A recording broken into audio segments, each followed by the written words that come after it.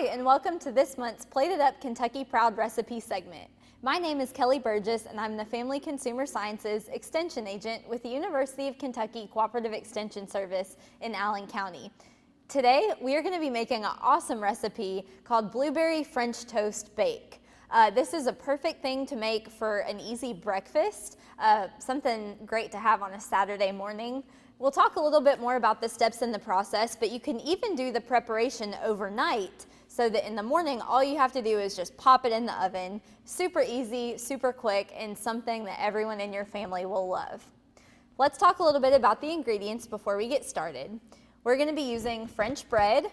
We have whole wheat flour, all-purpose flour, skim milk, vanilla extract, a little bit of sugar and salt, eggs, egg whites, and then our toppings of blueberry, non-fat cream cheese, and sliced almonds. So we'll go ahead and get started. This is a really easy recipe to put together. So you see I have a large bowl here. The reason I have that is because we're going to end up putting the bread and everything all in this one bowl. So we want something that's big enough to mix without everything sloshing out. So you'll notice a step that I've already done is cut up our French bread into about 1-inch cubes. The reason it's French bread is because it's that fluffy, moist bread, and it's going to soak up that egg mixture really well. So normally when we make French toast, if we use sliced bread, we're going to be dredging it in that egg mixture on both sides. But this has a similar idea, but we're going to end up putting it in a casserole dish instead.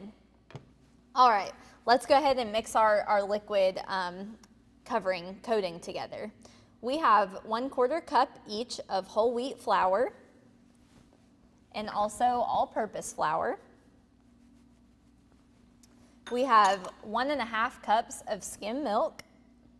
If you have other milks on hand, it doesn't have to be skim, but of course the skim will help keep the nutrition factors of this recipe a little bit healthier with that lower fat version.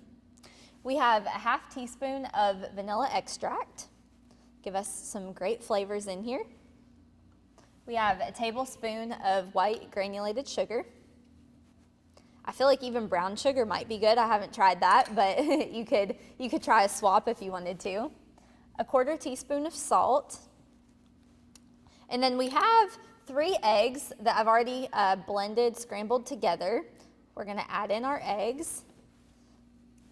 And then we also have 6 egg whites. So to get egg whites, that requires us to separate our eggs.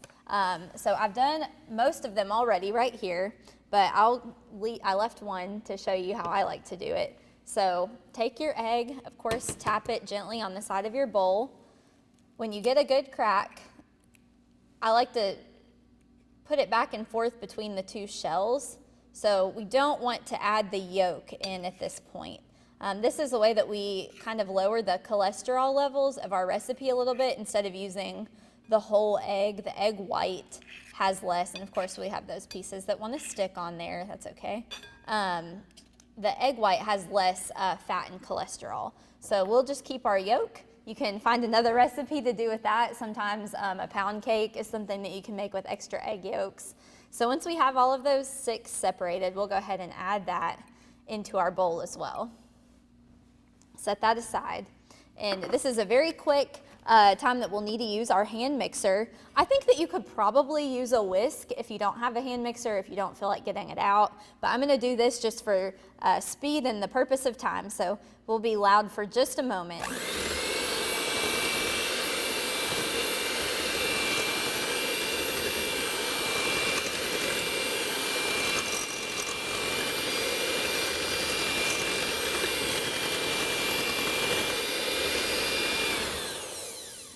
All right, easy as that. So you can see we have our mixture all blended together, and that is going to serve as the coating for our French bread.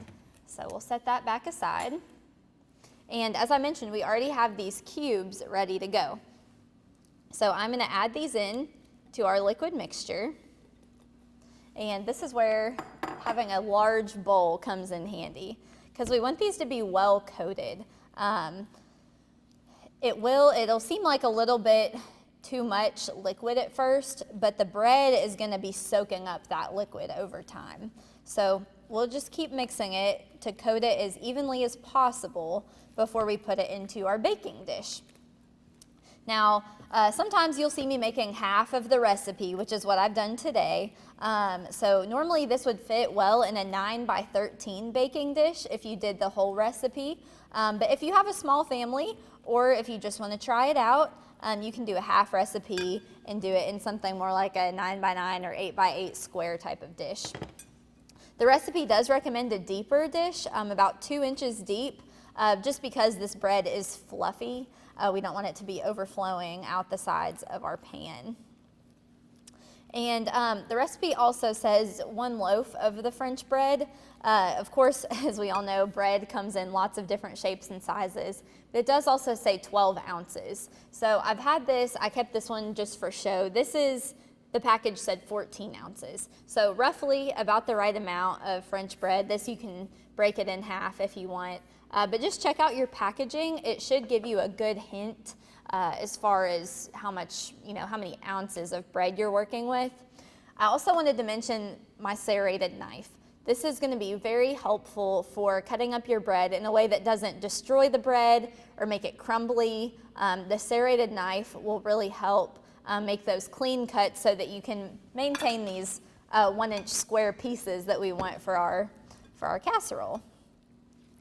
Alrighty, so you can see that is well coated. I'm going to go ahead and pour this into our baking dish. We'll get out all of the liquid and good stuff. And so we've talked a lot about the baking process already. We haven't talked about our produce item. So the reason why I chose this recipe is because June is the month that blueberries typically come in season here in Kentucky. So they're available June and July. You can find them in the grocery store probably April through October, because they're ripening in North America around that time frame. But nothing beats those fresh summer blueberries that you can find at your local farmer's market this time of year. If you're lucky enough to have a place to pick local blueberries close to you, that's always a fun family outing. I remember one time when I was a little girl, my mom and my grandma took me to pick blueberries, and it was a fun time. I remember thinking that the bushes were so tall, and I felt like I was going to get lost in between them. But recently, last year, I went to pick blueberries again at a local farm, and I was surprised when I showed up because I was expecting these huge bushes, but when I showed up, I was taller than the bushes this time. So it just goes to show you how your perspective changes a little bit over time. But anyways, so let's go ahead and add our toppings to our recipe. We have non-fat cream cheese. The recipe calls for 3 ounces. So most of the time, if you purchase it in the block, that is an 8-ounce block. And it might even come with those measuring instructions or the measuring lines, kind of like how butter has. So you can get a pretty good idea for how much cream cheese to use. And it recommends 1/2 inch cubes. I thought maybe they might, kind of melt into the recipe. They don't really melt in, they do kind of stay in their spot. So I would recommend just spreading them out so that every piece has a little bit of cream cheese with it. That looks good. Then we'll add our blueberries. So let's go ahead and sprinkle those over the top. This is 1 cup of blueberries. So you can see you get a healthy portion of those on every piece. All right. And then we have our slivered almonds. You can use a different kind of nuts if you want. You can try walnuts, you can do pecans, or you can leave it off if they're not your thing. If they do add a nice little crunch though, so I think it's a nice addition. Also adds a little bit more protein as well. So we'll add those nuts. I did want to talk just a little bit more about blueberries. Of course, we always say that the more colorful a produce item is, the more nutrients it has. So the blueberries are known for it's called anthocyanins, which is the chemical that gives it that blue color. And that's associated with the antioxidants in blueberries. And we all know that antioxidants are very helpful for our bodies. They may even prevent age-related memory decline. They always say blueberries are a great brain food, and that's the reason why. So We want to pick blueberries that are plump, firm, round, and if you do go somewhere and pick them, you might notice they have a white powdery coating on them a little bit. That's actually called the bloom, and that is just a natural part of the blueberry ripening process, but it makes them last just a little bit longer than some of our other strawberries, raspberries, blackberries as far as being in the refrigerator. So now that we have our recipe put together, it looks beautiful, we are going to cover it with plastic wrap and put it in the refrigerator for about an hour. You can do it at minimum for 1 hour, at most for 1 day. So this is what I mentioned, if you want to put it in overnight and then pull it out in the morning, that would be perfect. That time to chill will allow the bread to soak up that excess liquid, and it'll let those flavors blend together a little bit more. So after you take it out of the refrigerator, we're simply going to pop it in the oven at 400 degrees for about 20 to 25 minutes. So that's a very quick time to bake in the morning for a fun weekend breakfast, as I mentioned. So by the magic of TV, as we always say, I want to go ahead and show you a finished piece.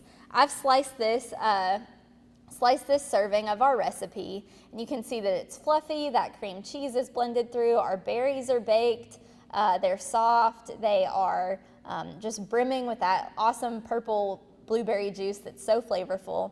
I actually put walnuts on this one so you can see the different variety option. But this whole recipe makes 8 1-cup servings. So that means that if you were doing 2 of these smaller pans, as I did, that a serving would be 1/4 of the pan. So it's actually a pretty good amount of food, definitely enough to get you fueled up for the day. So once again, if you are interested in getting this recipe, you can get it several ways. You can email barry.hyatt@nctc.com.